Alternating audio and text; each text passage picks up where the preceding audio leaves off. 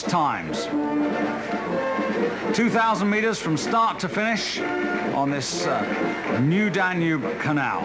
And the Abignali brothers are going to be in lane number 3, but closest to you in lane number 1, Czechoslovakia, then Poland, then Italy's Abignali brothers, Germany, Yugoslavia and Romania on the far side. Well, Karl-Heinz Becker gets the crews away at the first time of asking. And the interesting thing here is to see what the Abignalis will do. Will they sit in the field and attack late, or will they go early and try and take a position to command the field? There they are, Carmine and Giuseppe. They're the Germans.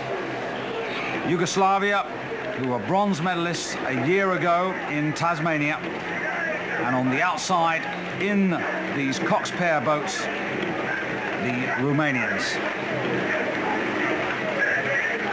Cox up in the bow, calling out the race plan, and after the first 10 strokes you can see it's Yugoslavia on the far side in lane number 5 who've taken perhaps half a metre on the Italians, who are a clear second, with everyone else pretty well in a line.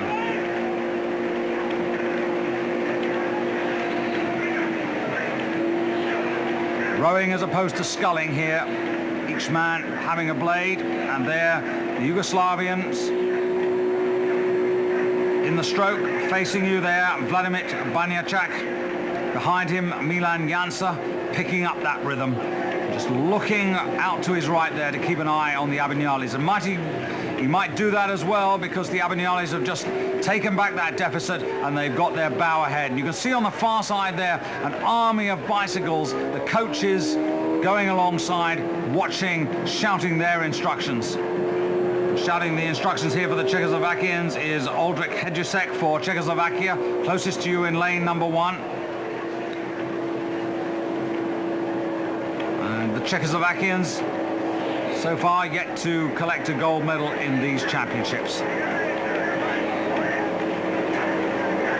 Going quite well at the moment. Abignalis, though, still in the lead as we come to the first quarter of the race. Italy, as you can see, in the lead there from Yugoslavia. In third place of Poland, ahead of Czechoslovakia.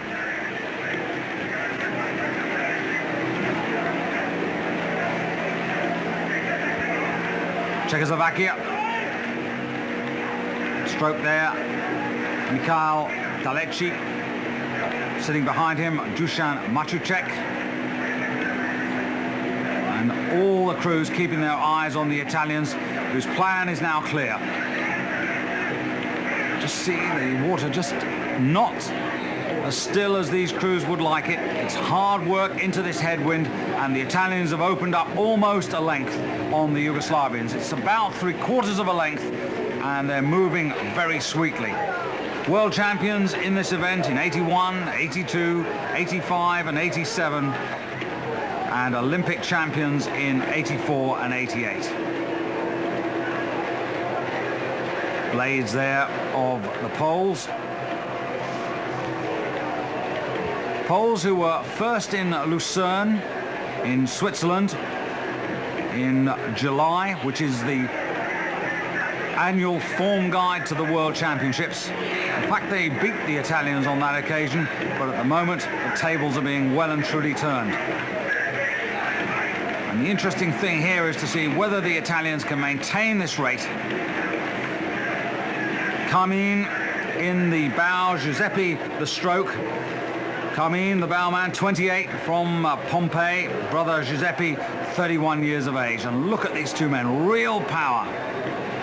And coming through 1,000 meters, and they've got clear water now over the Poles in lane 2, with Germany having moved up into lane 3.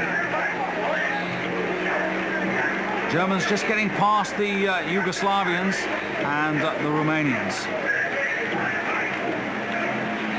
It's the Abignalis with this really smooth rhythm. But now our first chance to have a look at the Germans.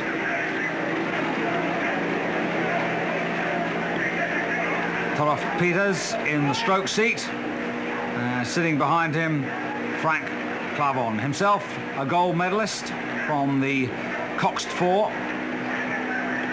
But the Italians really stretching, and just look at the boat there.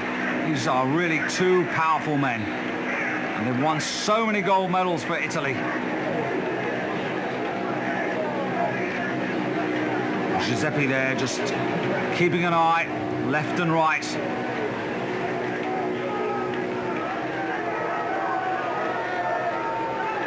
A look out to the Yugoslavians.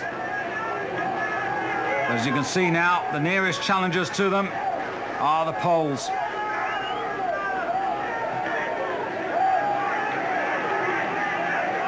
Now Giuseppe Di Capua, coxswain, really calling out the race plan there to his two men,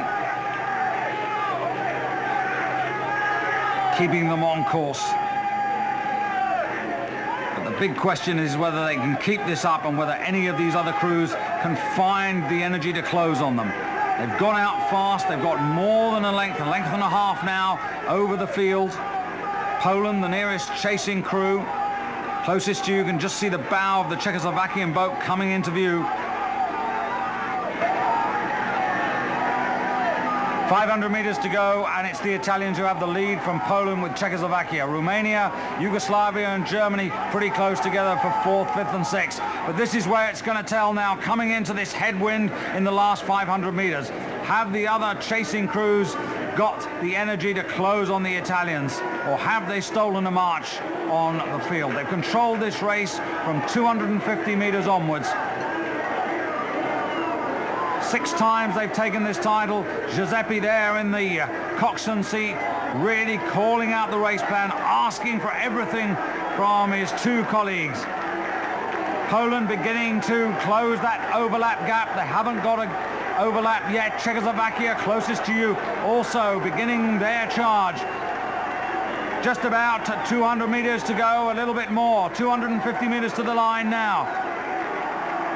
Giuseppe Abagnale, the stroke, behind him, Carbin, Abagnale, the Italians on the back beginning to go wild, tasting another gold medal success for their famous duo. The view from the bridge as they come into the last 150 meters there. Spearheading Italy on the right of your screen is Poland, then Czechoslovakia. The other 3 crews will never make it, but it's between these 3 for the medals. Giuseppe driving them on. Behind there on the far side are both Germany and Yugoslavia, but the battle for silver and bronze is on the near side. Poland, they're closing with every stroke on the Italians, but I think the line is going to come in time for the Abagnales. Just about 4 or 5 strokes to come. The coaches get down to the end of the enclosures now. The crowd really driving them on here now. Tremendous Italian support. The Italians are going to make it. Abagnales get their 7th gold medal. The Poles take silver, and Czechoslovakia takes 3rd, ahead of Romania, who also came with a late challenge. Germany are 5th, and Yugoslavia, who led earlier on, finish in 6th place. Tremendous effort, and there's Giuseppe out of the boat in familiar style. And the distance is here. In the end, it was pretty comfortable. Just about half a length they had over the Poles, with Czechoslovakia taking the bronze about 3/4 of a length behind their Polish rivals. So gold to Italy, silver to Poland, and Czechoslovakia take the bronze.